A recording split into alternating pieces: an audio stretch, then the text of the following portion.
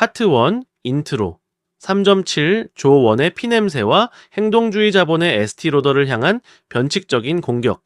대중과 언론은 2023년 5월 에스티로더의 주가 폭락 사태를 틈타 등판한 넬슨 펠츠와 트라이언 펀드의 행보를 두고 뻔한 적대적 경영권 탈취 시나리오로 소비했습니다. 그러나 자본의 통제 메커니즘은 그렇게 단선적으로 작동하지 않습니다. 중국 시장과 면세 채널의 붕괴는 표면적 트리거였을 뿐 본질은 비대해진 비용 구조와 관료적 통제의 실패가 임계점을 돌파한 사건이었습니다. 창업주 일가 내부에서조차 제인 로더가 윌리엄 로더 회장의 퇴진을 요구하는 맹렬한 내홍 속에서 행동주의 자본이 노린 것은 이사회 의석 몇 자리가 아니었습니다. 그들은 지배구조의 맹점을 교묘하게 찌르는 마진 정상화 및 자산 매각 압박이라는 변칙 타격을 설계했습니다. 거대한 모함이 침몰하는 것을 막기 위해 상어떼에게 피 흘리는 꼬리를 자발적으로 던져주도록 만드는 치밀한 구조적 압박입니다. 파트 2. 더 메커니즘, 의결권의 해자와 강제된 투매 메커니즘. 로더 가문은 1주당 10배의 의결권을 부여하는 클래스 B주식, 슈퍼 의결권을 통해 전체 의결권의 약 87%를 독식하고 있습니다. 이 철통 같은 구조적 방어막은 넬슨 펠츠가 아무리 지분을 매집하고 여론전을 펼치더라도 표 대결을 통한 강제적 이사회 장악이나 적대적 M&A를 물리적으로 불가능하게 만들었습니다. 하지만 의결권 방어에 성공했다는 사실이 시장의 신뢰 상실과 기업 가치 붕괴까지 방어해주지는 못했습니다. 반토막 난 주가로 인해 자금 조달 비용이 기하급수적으로 상승하자 로더 가문과 경영진은 자본시장의 분노를 달래기 위해 이익 회복 계획, 프로필 리커버리 플랜이라는 이름의 대대적인 구조조정에 돌입해야만 했습니다. 자, 결국 이 구조조정은 경영 혁신이 아니라 넬슨 펠츠의 압박에 굴복하여 뷰티 제국의 마진을 갉아먹는 비핵심 브랜드들을 기계적으로 청산하는 사실상의 선행 조건 이행으로 전락했습니다.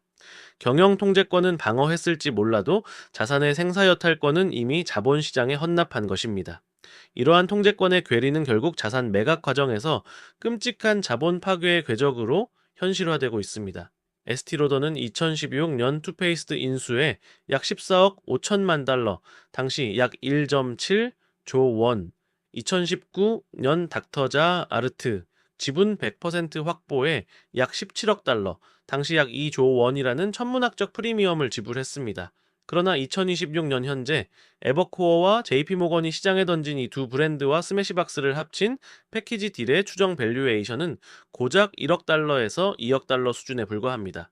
3.7조 원을 태웠던 자산들이 10%도 안 되는 청산 가치로 전락한 것입니다. 매각 주관사들이 초기 패키지 딜을 포기하고 투페이스트와 스매시박스를 묶고 닥터자르트를 단독 매각으로 쪼개는 분할 전략으로 선회한 이유 역시 명백합니다. 거시경제적 환경에서 망가진 뷰티 브랜드 3개를 한 번에 떠안을 원매자들의 인수금융 조달 한계, 즉 자본 제약에 직면했기 때문입니다. 한국 IB 업계에서 거론되는 닥터자르트의 현재 단독 매각 희망가마저 2천억 원 수준으로 붕괴된 이 상황은 원매자의 조달 한계에 철저히 종속된 매도자의 피가 흐르는 딜의 본질을 가감없이 보여줍니다. 파트 3. 더 프리세덴츠. 관료적 자본의 인디 브랜드 파괴와 투매의 궤적. 거대 뷰티 자본이 인디 브랜드를 어떻게 파괴하고 시장에 토해내는지 확인하려면 로레알이 더바디샵을 사들였다가 사모펀드, 오레리우스에 헐값으로 던져버린 과거의 선례를 복기해야 합니다. 인디 브랜드 특유의 엣지와 헤리티지를 거대 자본의 관료적 통제로 훼손한 후 이익률 압박에 직면하여 장부가 이하로 투매하는 궤적은 현재 에스티로더의 닥터자르트, 투페이스트 매각건과 서늘할 정도로 완벽한 거울상을 이룹니다. 자, 이를 3가지 비교 분석 프레임워크로 보면 다음과 같습니다. 1. 스트럭처, 컴퍼레이션. 과거 로레알의 더바디샵 매각과 2026년 현재 에스티로더의 매각 딜 사이에는 결정적인 딜 구조의 차이가 존재합니다. 로레알은 본업의 캐시플로우가 견고한 상태에서 선제적인 포트폴리오 효율화라는 명분으로 매도자의 주도권을 쥐고 딜을 개시했습니다. 반면 현재의 에스티로더는 행동주의 펀드의 거센 마진 정상화 압박과 반토막난 주가라는 치명적인 타임라인에 쫓기는 강제된 매도자입니다. 자, 게다가 고금리 기조가 고착화된 2026년 현재의 자본시장 환경은 원매자들의 인수금융 레버리지 여력을 강하게 제약합니다. 매도자의 시간 선호가 극단적으로 짧아진 상태에서 매수자의 자본 제약마저 심화된 이 비대칭적 구조 속에서 에스티로더는 밸류에이션 협상력을 완전히 상실한 채 시장이 부르는 청산 가치를 기계적으로 수용할 수밖에 없습니다. 이 다운사이드 프로텍션 테스트, M&A에서 하방을 방어하는 전통적인 안전장치인 언아웃이나 풋옵션은 본건에서 아무런 의미를 갖지 못합니다. 투페이스트와 닥터자르트 인수는 이미 수년이 지나 통합 단계에서 철저히 실패한 딜이기 때문입니다. 현재 에스티로더 이사회가 선택할 수 있는 유일한 하방 방어는 역설적이게도 대규모 영업권 손상 차손을 장부에 일시에 반영하는 것뿐입니다. 브랜드들에 투입된 3.7조 원이라는 거대한 자본은 이미 복구 불가능한 매몰 비용으로 전환되었습니다. 즉, 현재의 매각은 하방을 방어하는 것이 아니라 모기업의 추가적인 손익계산서 출혈을 끊어내기 위해 장부상의 피를 현실의 현금 유출로 확정짓는 회계적 항복 선언입니다. 3. 리플 이펙트. 이 기계적인 꼬리 자르기는 에스티로더 밸류체인 전반에 무자비한 연쇄 파장을 일으킵니다. 첫째, 10분의 1 토막난 가격으로 이 브랜드들을 넘겨받을 재무적 투자자들은 붕괴된 마진을 정상화하기 위해 즉각적이고 뼈를 깎는 내부 구조조정과 더불어 기존 납품업체를 향한 잔혹한 단가 후려치기에 돌입할 것입니다. 둘째, 에스티로더가 내부 수습과 자산 투매라는 방어전에 매몰된 틈을 타 LVMH나 로레알 같은 경쟁사들은 에스티로더의 본진인 핵심 럭셔리 뷰티 시장의 헤게모니를 포식할 것입니다. 마지막으로 로더 가문은 1주당 10표의 슈퍼 의결권으로 경영 통제권의 목은 살렸으나 증발해버린 3.7조 원이라는 자본 파괴에 대한 최종적인 청구서는 경영권이 전혀 없는 일반 소액주주들의 계좌로 전가되었습니다. 이것이 통제 구조의 실패가 만들어내는 가장 잔혹한 나비 효과입니다. 파트 4. 더 인센티브. 지배력 방어의 핏빛 청구서와 포식자들의 게임. 이 잔혹한 청산 게임에 등판한 플레이어들의 인센티브는 뷰티 산업의 혁신이나 브랜드의 미래 가치가 아닙니다. 철저하게 자신들의 자본적 생존과 통제권 유지에 맞춰져 있습니다.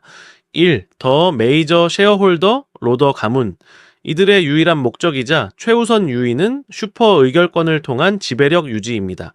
닥터자르트와 투페이스트 매각에서 발생하는 조 단위의 자본 손실은 부차적인 문제입니다.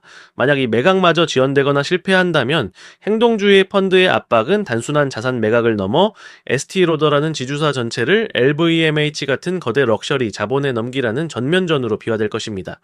가문은 본진의 통제권을 지키기 위해 기꺼이 꼬리를 자르는 핏빛 엑시트를 선택했습니다. 이 더 액티비스트 넬슨 펠츠. 트라이언 펀드의 타겟은 에스티로더의 장기적 브랜드 포트폴리오 가치가 아닙니다. 손익계산서에서 마진을 갉아먹는 비핵심 자산을 신속히 도려내어 인겨 현금 흐름을 회복시키고 이를 통해 배당과 자사주 매입 여력을 확보하여 단기 주가를 부양하는 것만이 유일한 엑시트 경로입니다. 자산이 1억 달러에 팔리든 2천억 원에 팔리든 매각 대금의 규모는 중요하지 않습니다. 영업이익률의 기계적 반등만 끌어내면 행동주의의 재무적 목적은 완벽히 달성됩니다. 3. PEF&D 어드바이저스 매수자와 자문사 에버코어와 JP모건은 밸류에이션 방어보다 딜 클로징 자체에 사활을 걸고 있습니다. 시장에 등판할 잠재적 매수자들은 에스티로더가 극단적인 시간 압박에 시달리는 강제된 매도자라는 사실을 정확히 간파하고 있습니다. 이들은 주관사의 다급함을 무기 삼아 밸류에이션을 청산 가치 수준으로 무자비하게 짓누를 것입니다. 결국 이 딜은 철저하게 매수자가 딜 구조를 통제하는 구조조정형 바이아웃으로 귀결될 가능성이 높습니다. 현재 한국 IB 업계에서 거론되는 닥터자르트의 단독 매각 희망가 2천억 원조차 온전한 현금으로 회수하기는 불가능에 가깝습니다. 매수자는 역성장하는 브랜드의 리스크를 해지하기 위해 매각 대금의 상당 부분을 매도자, 금융이나 달성 불가능한 언아웃 구조로 연동시켜 초기 자본 투입을 최소화하려 들 것입니다. 에스티로더는 행동주의 펀드에 쫓겨 자신의 살을 깎아내는 수술을 감행하면서 그 수술 비용마저 매수자에게 스스로 대출해 줘야 하는 가장 굴욕적인 텀시트에 서명하는 것도 고려할 수 있을 것으로 보입니다.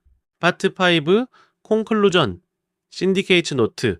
에스티로더와 닥터자르트의 비극은 단순한 뷰티 트렌드 변화나 실적 부진의 결과물이 아닙니다. 이는 지배구조의 방어막이 이사회와 경영진의 목숨은 연장할 수 있어도 시장이 집행하는 자본 파괴는 결코 막을 수 없다는 자본주의의 서늘한 진실을 증명합니다. 3.7조 원이라는 막대한 매몰 비용은 인디 브랜드의 혁신을 사기 위한 것이 아니라 관료적 통제라는 환상을 유지하기 위해 지불된 치명적인 프리미엄이었습니다. 결국 자본은 효율성을 잃은 통제 구조를 용서하지 않으며 행동주의라는 메스를 통해 피 흘리는 살점을 강제로 도려냅니다. 구조를 통제하지 못하는 자는 결국 자본에게 통제당합니다. 우리는 문 앞에 서지 않습니다. 우리는 스스로 문을 만듭니다. 스트럭처 신디케이트, 더 신디케이트 디브리프, 엔드.